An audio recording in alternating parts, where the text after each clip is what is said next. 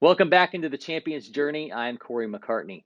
Our deep dive into the intersection of sports and technology continues with a subject that is near and dear to everyone's heart, more to the point, their stomach, and that's food.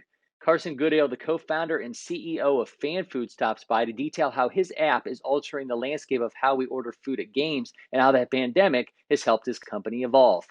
Be sure to check back all this week as we continue the Champion's Journey. Now let's hear from FanFood's Carson Goodale. Welcome in Carson Goodale, co-founder and CEO for FanFood, the online and mobile ordering platform. Carson, thanks for the time. Yeah, thanks for joining. Happy Friday. Absolutely, you too. Now, Carson, FanFood started with the mission of transforming stadium concessions through on-demand cashless ordering, straight-to-seat delivery. How has your company's world changed this year, and what really was a nice-to-have feature for properties has turned into a necessity going forward, and has applications that go well beyond sports and entertainment? Yeah, so I think when COVID started back in March, kind of like at the end of quarter 1, part of our strategy to adapt was, recognizing that, events and stuff were going to be canceled and suspended. That's our main market. So what are we going to do?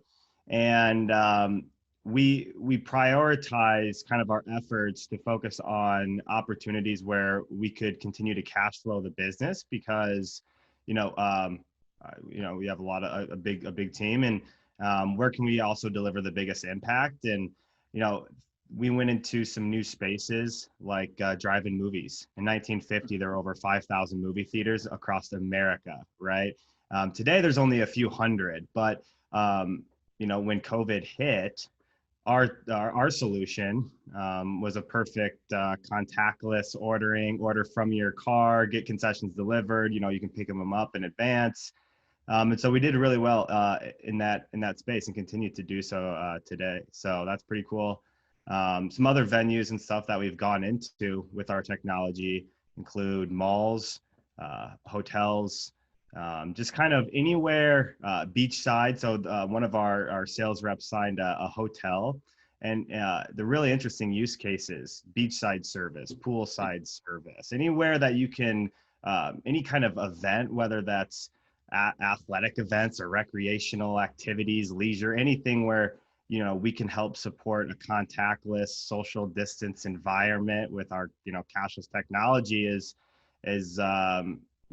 we kind of where we're excited to be, right? I mean, that's where we feel like the future is.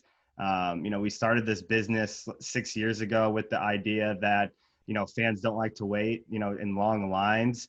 So how do we make that ordering process as frictionless as possible? How do we make the technology as easy to use, knowing that a booster club parent behind a concession stand, versus all the way up to food service, right? So I think if anything, what COVID has done is just kind of reaffirmed the why we do what we do kind of thing. Another one of our concepts that we spun up during this time too was a concept called buildingeats.com. So you think the common theme are these venues, right? These venue types. We have stadiums, arenas. Okay, so this one's a building, and so residents can order from their building, local food trucks and restaurants, and it's a pre-delivery service. But the benefit really to the restaurants is it's commission free.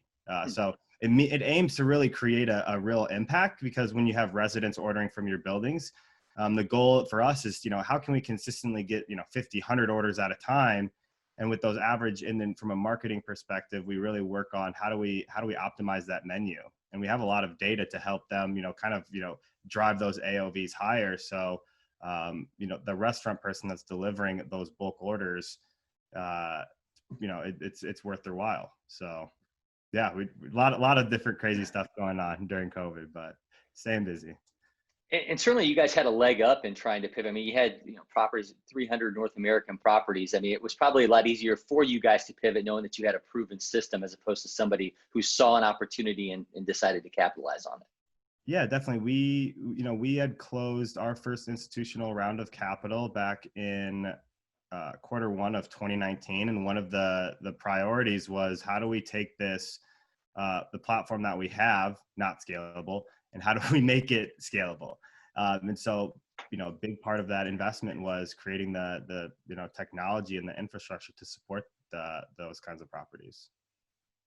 The obvious is we really don't know when we're going to return to the level of sports and event attendance that we used to see. I don't know if you saw this week, but Dodgers co-owner Todd Bowley said at the Milken Institute of Global Conference, he doesn't expect baseball in particular to return to the normal fan experience until 2022. And we could have the smaller cap crowds like we've had, at the NLCS and World Series. Whether he's right or not, I mean, you have to feel that the fans have been conditioned over this time period to embrace this ordering system. And that really puts you guys in a unique position. Yeah, I think for some of the venues that have chosen to stay active during this time that use our platform, we have seen massive spikes in the utilization rates that we've never seen pre-COVID, which is beneficial. Yeah, but I do agree with some of that. But I would envision within kind of like the first 6 months of events really opening back up, kind of this spike, everyone's going to have want to rush back into the events and probably start to kind of see this dip. But yeah, you're exactly right. We have conditioned people to, take in sports and everything at home and, from their seats. And, but I think that, some of the surveys that we sent out, we found that there's a percentage of fans that actually are, will likely go to more events because of COVID, because of what this has actually caused, people staying cooped up and everything. So the likelihood of them going back and continuing to go back, there's some that actually say that, the attendance rates will actually be higher. So it's kind of interesting. Huh. So when you think about when things do ramp up, I'm imagining, the likes of maybe some existing companies, Grubhub, Uber Eats, even proprietary into maybe MLB, NFL, other leagues, you're probably going to see more competitors. So as you guys continue to have your foothold, what's going to continue to set FanFood apart? Well, first of all, the customers that we serve, when we went into the market back in 2014, 2015, when I started the company, we went into high schools and new sports complex and minor league teams, and we, at first when we built the FanFood app, we took those into those markets because those types of accounts didn't have the budgets to justify white labeled apps. That was common in the, in the professional sports and D1, but everyone has their own kind of white labeled, solution. And so how do we continue to provide that great customer experience? It's, we're kind of at a point now, some of the technologies and features and functionality that we're rolling out solve the unique kind of pain points that, of our primary customer. And I think that's really important. And we prioritize their needs, from a, product roadmap perspective. And I think that's really important, how we stay ahead, continue to provide the best in class kind of software, service to the customers that we serve. That's a really important piece. There's some things that we're working on, with some pro teams right now, some solutions we had built out, part of our delivery in venue kind of delivery application. We're expanding some of that, really running with that, introducing new features and functionalities that haven't, existed in the marketplace yet, which I'm super excited about. And then with our platform, we start to think about, we started with FanFood pre-COVID, right? That's the name. We built a brand around that. But I think what COVID has done is, really shine light in the technology and what we have. And today we serve more than just fans and food on our platform. There's some of our accounts that are using it to try to kind of own the entire digital journey. They're selling merchandise, they're selling tickets. Our categories are customizable.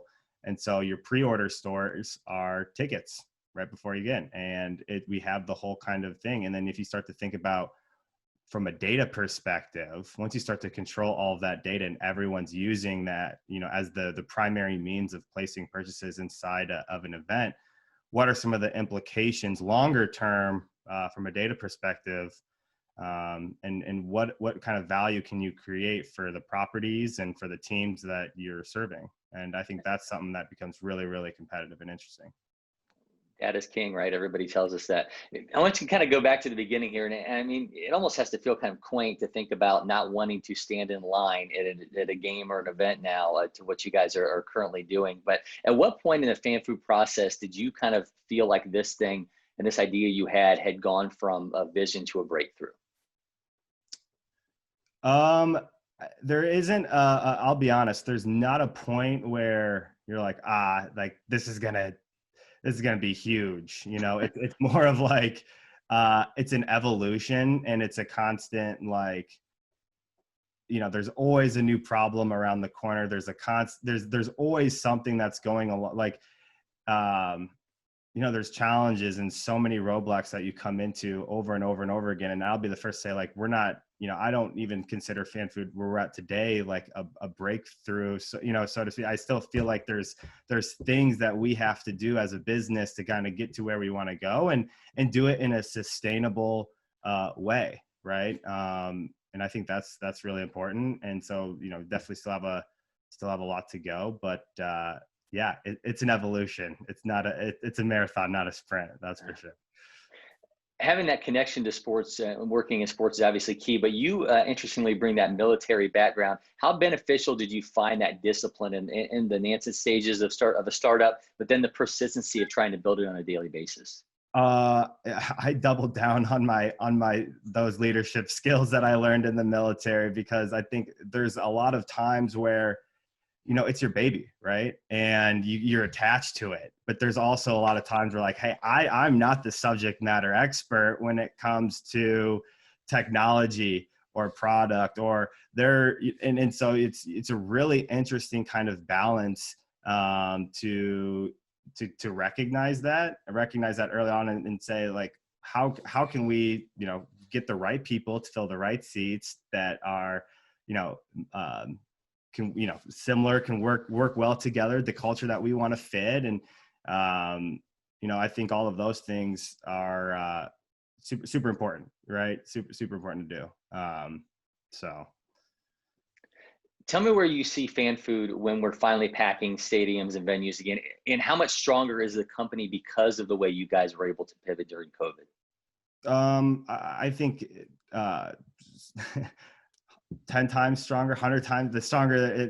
What I think pre-COVID, what we saw was, it was common to see like 1% to 3% of people in attendance, like, using our technology to play. So I think that was kind of like the industry standard.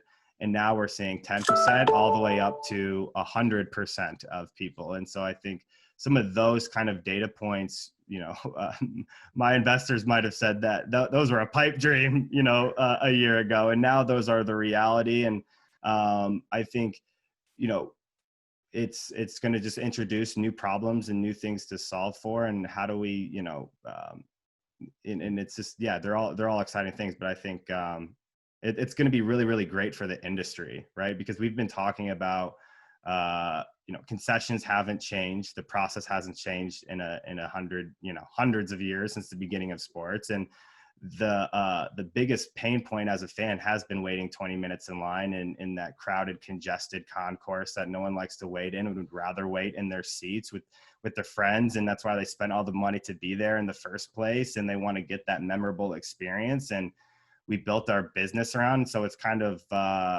refreshing in a weird kind of way with COVID, right? It's that the technology that COVID has caused just a massive evolution in technology. And it's something that I see the sports industry adopting, really well. And it's really cool to see that kind of adoption from the tech, in the sports space, adopting it. And we're really fortunate to be able to continue to do what we do and would love to do.